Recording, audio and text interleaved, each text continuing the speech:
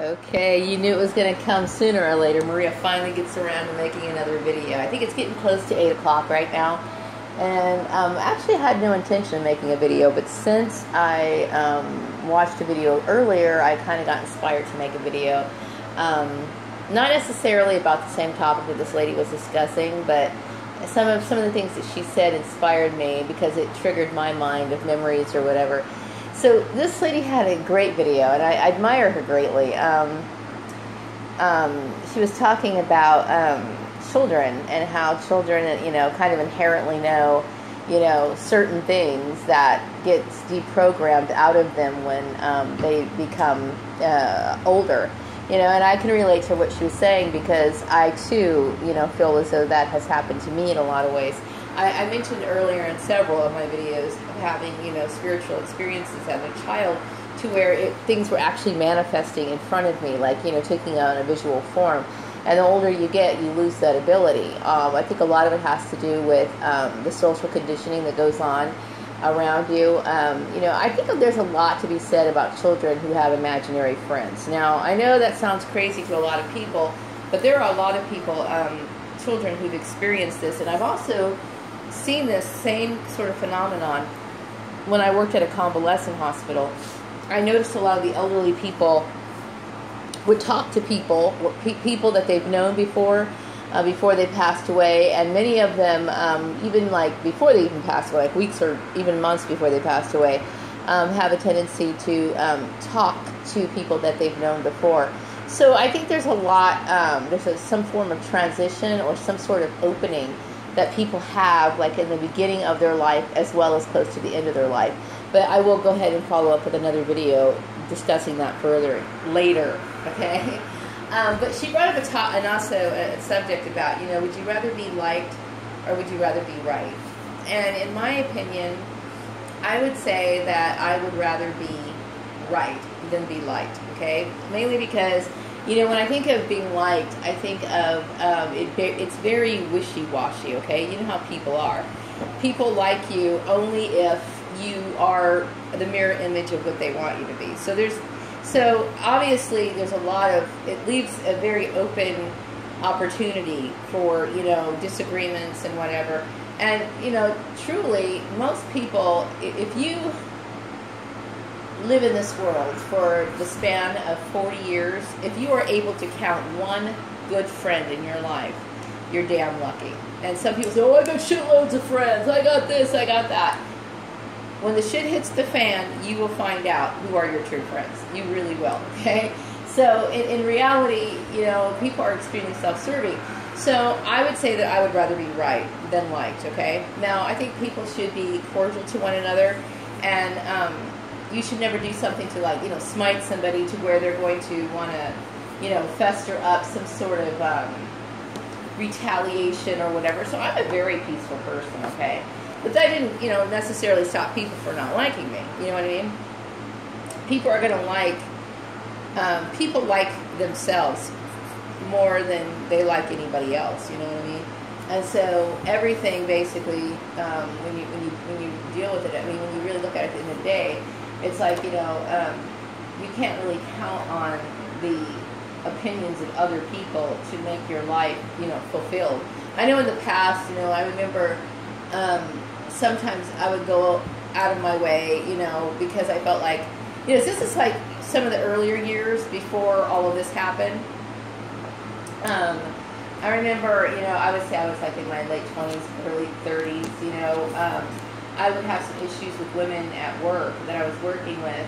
And oftentimes, and it wasn't like the catty girl stuff, it was just regular bicker, anything, over TV shows, over the coat that I wore, or whatever. And there were times, by the way, that I dressed sloppy at work. I'm talking about jeans and stuff like that. And yes, believe it or not, I got bitched at and ratted out about that too. So obviously, my siblings have an issue with me either way, okay? Because they fucking hate me. But anyway, that's the scapegoated child. So you can't win with these fucking people, I'm telling you. So anyway, I remember having issues with people over, what I would think are, frivolous whatever. And there were times, where I felt like I had to suppress myself or keep my opinions to myself, which now I do, but I would just, go out to lunch with people that I didn't really want to spend time with, that I knew were bringing my mood down. I would, have those, what I call after the weekend exchange, where people just really want to like ram it to you, and what I'm meaning by that is like they want to do like a lot of excessive bragging about, all the great things they did during the weekend and blah, blah, blah, blah. And it was always this competitive game, obviously, from my siblings. But still, I could see where the social pressure can get to people. And they kind of like, they say, okay, well, I'm just going to go ahead and be around these people. But I will tell you, during that time when I was around those people, I was extremely depressed. I would come home and I would just want to lay down and just be completely distant from everybody and everything, including my son, okay? And that's not how the life I really wanted. I didn't want that kind of life for my son. I wanted us to have a good relationship all the time, you know what I mean? I wanted to be able to do things, but I mean, this sort of shit zapped my energy all the time. Just to be able to put up with people so that I could get along, and it was draining to me. I basically had to suppress who I was in order to associate with people who were making my life miserable. So during the course of time, I realized this is wrong. This whole thinking process is wrong. So I'm the kind of person, I look at things and I analyze it and I can think, how do I feel at the end of the day?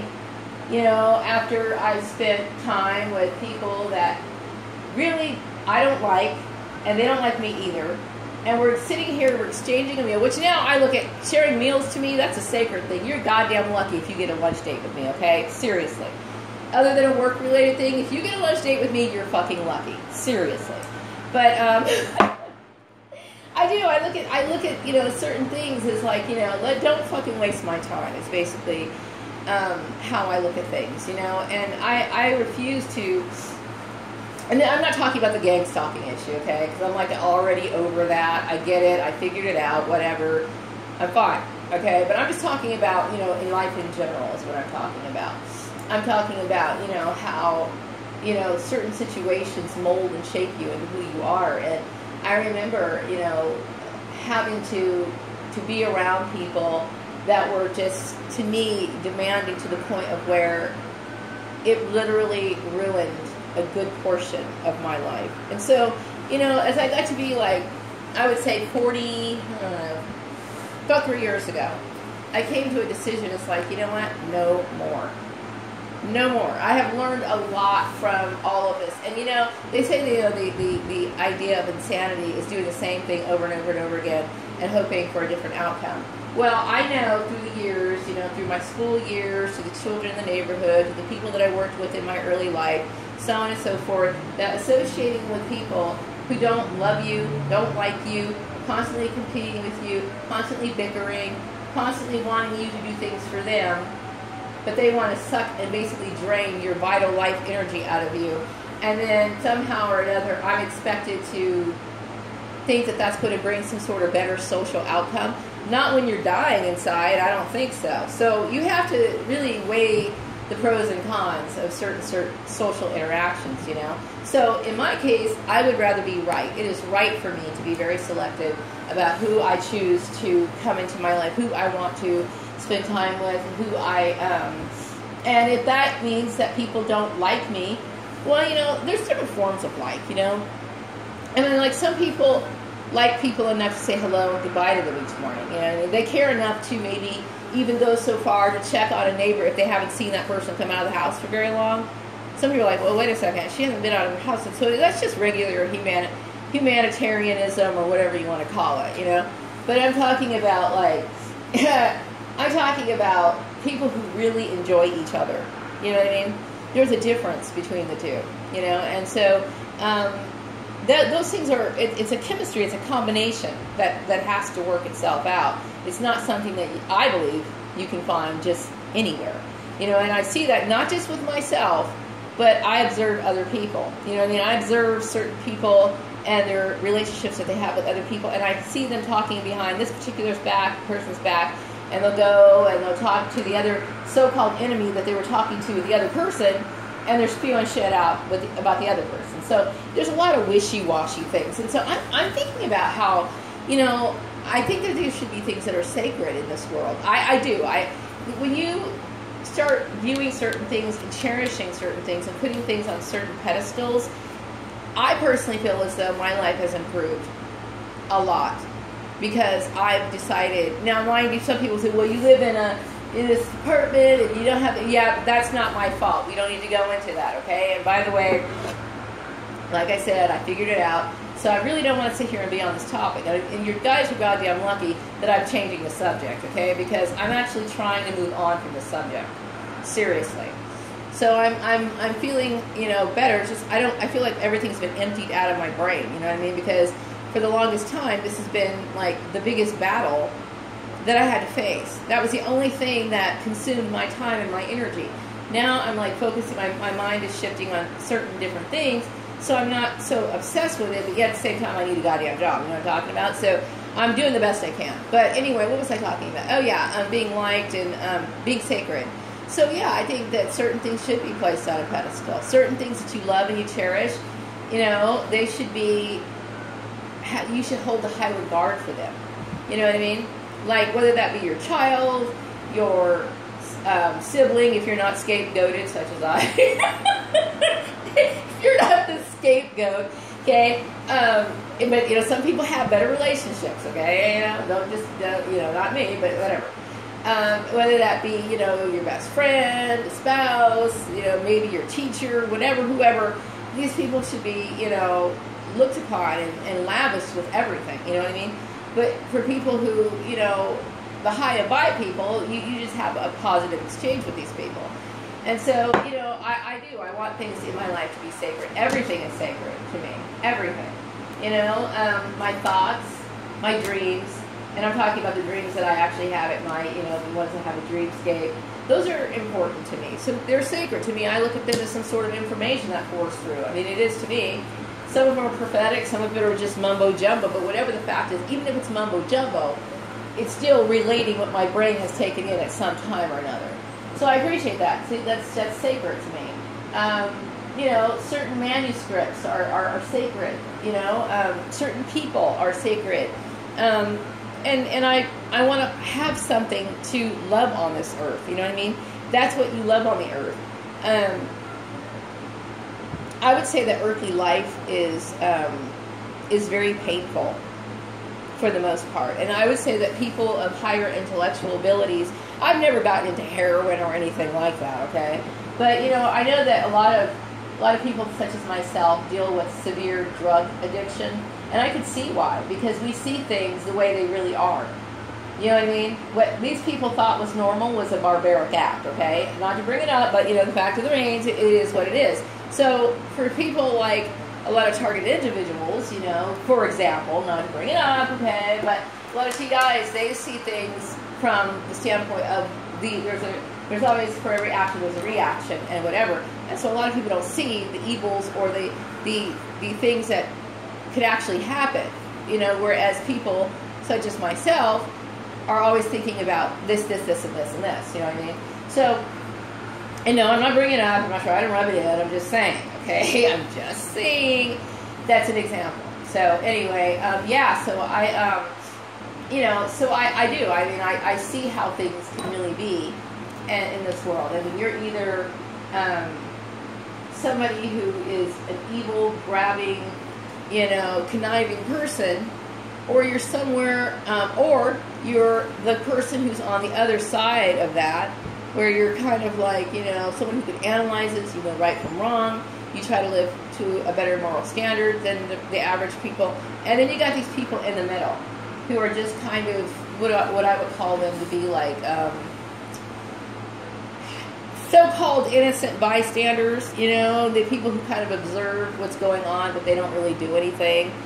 Passive people, but that's really the only position you can have in life, you know what I mean? You can't have any other position in life. There is no room for being in between. You got to be one of those three in those groups of people, you know what I mean? And either way, you have a conscience and something to answer to. So in my life, I choose to, live, try to make things sacred, try to cherish things, try to put things, you know, in a way where I show honor to it, I guess.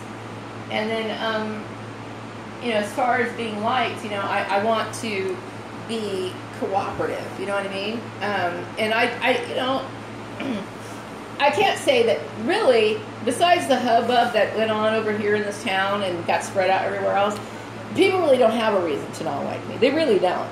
They don't. I never gave anybody any reason not to like me. But still, there's going to be people in the world who are going to have issues. You can't change that. You can't change it. Now, some people may not like me just for the mere fact that I'm black. That could be the reason why a lot of people don't. You know, some people might not like the fact that I'm a clairvoyant person. You know what I mean? Whatever. But the thing is, I'm not a threat to anybody. Never have been a threat to anybody. I'm just a person who minds their own business. You know. So anyway, I thought, you know, I was thinking about, you know, making a video after watching her because I really have a lot of respect for this woman. And she's, you know, somebody who has dealt with her own struggles. And I really like the way that she expresses how she deals with it, how she sees the world. And her view of the world is based off of her reality, just like everybody else's, you know. Everybody has their view of reality based on their own experiences, and these are my experiences. And so I have to go out into the world and hope that people can appreciate that. So anyway, I'm going to wrap up this video, and I will be back with another one later. Bye-bye.